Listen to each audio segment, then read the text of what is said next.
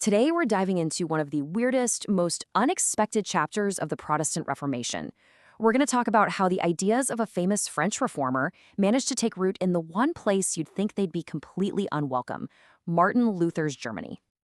Okay, so here's the puzzle that just seems to defy history, right? How on earth did Calvinism, the theology of John Calvin, a Frenchman, somehow find a home and even thrive in Germany? I mean, this was the heartland of Martin Luther. It just doesn't seem to make sense. And here's the twist right off the bat. The answer isn't John Calvin.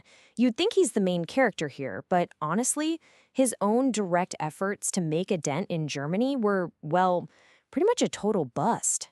It was frustrating and it didn't work.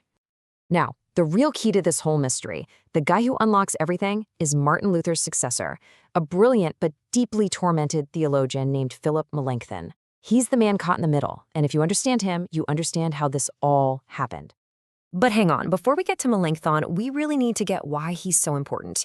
And to do that, we have to see why Calvin himself just couldn't crack the German code. So let's take a look at Calvin's own deeply frustrating trips into the Holy Roman Empire. And you can see it right here. Calvin's direct involvement in Germany wasn't some long campaign. It was just a handful of short, frustrating visits. He learned the hard way that his dream of a neat, top-down reform was never going to work there. Why? Because the Holy Roman Empire was this chaotic, messy patchwork of princes and cities, not a unified country like his home, France.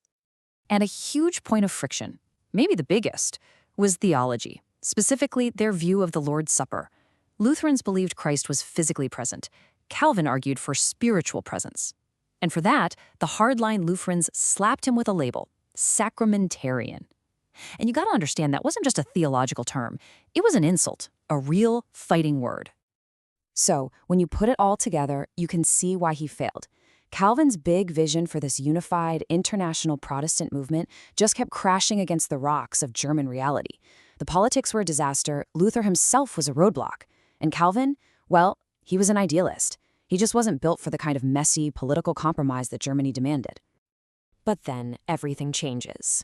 In 1546, Martin Luther dies, and his death creates this massive power vacuum that throws the entire German Protestant movement into crisis. And who steps into that void? Our reluctant hero, Philip Melanchthon. And this crisis gets lit on fire just 1 year later. The main Protestant military force, the Schmalkaldic League, gets absolutely crushed in battle by the Catholic emperor. So the emperor imposes this religious settlement called the Augsburg Interim, which basically forced Protestants to accept a bunch of Catholic practices they had already thrown out. The result, all-out Lutheran civil war. You see, Melanchthon, ever the pragmatist, tried to find a middle ground to keep the peace, but this just split the Lutheran world into two furious camps. On one side, you had the Genio-Lutherans, the hardliners who saw any compromise as a betrayal of Luther. And on the other, you had the Philippists, who followed Melanchthon's lead. Now, Melanchthon's big argument was that some of these Catholic practices were adiaphora. It's a Greek word meaning indifferent matters. He was saying, look, these things don't affect our core beliefs about salvation, so we can tolerate them to avoid war. But for his opponents, oh no, this wasn't pragmatism, it was a complete and utter betrayal of the Reformation. And for trying to be the peacemaker, he got nothing but scorn. He was attacked from every single side. The hardline Lutherans called him a traitor. And get this, even other reformers like Calvin, watching from a distance, saw him as weak, calling him soft, afraid, a petty soul. The poor guy was truly stuck in the middle, and he was just getting crushed. Okay, so this is where it all comes together. This bitter internal fight is where our story takes its most dramatic turn. Because the identity of a Calvinist in Germany, it wasn't imported from Geneva. It was forged right here, in the fires of this Lutheran civil war. The Gnasio-Lutherans, the hardliners, they needed a weapon, an insult to hurl at Melanchthon and his followers. So they started calling them Calvinists. It was the perfect slur. It instantly connected Melanchthon's willingness to compromise with the heretical ideas of that foreigner John Calvin, especially on that hot-button issue of the Lord's Supper. And you can see exactly how it happened, step by step. It starts as an insult. Then actual Calvinist refugees from other countries show up and embrace the theology. And then comes the breaking point. A document in 1577 called the Formula of Concord is drawn up to define what a true Lutheran is. Princes were told, sign it or you're out. while the ones who refused to sign, they needed a name for themselves. So they began calling themselves Reformed. The insult had become their identity. I mean, the paranoia got so intense.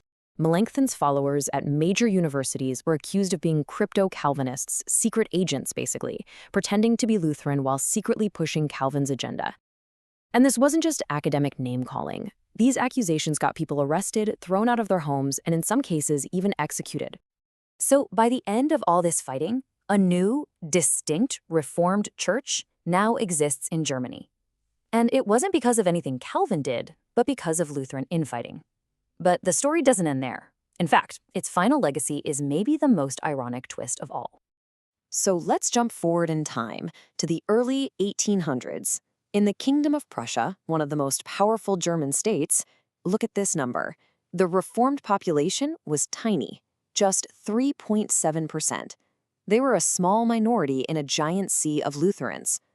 But, and this is the amazing part, this tiny group punched way, way above its weight.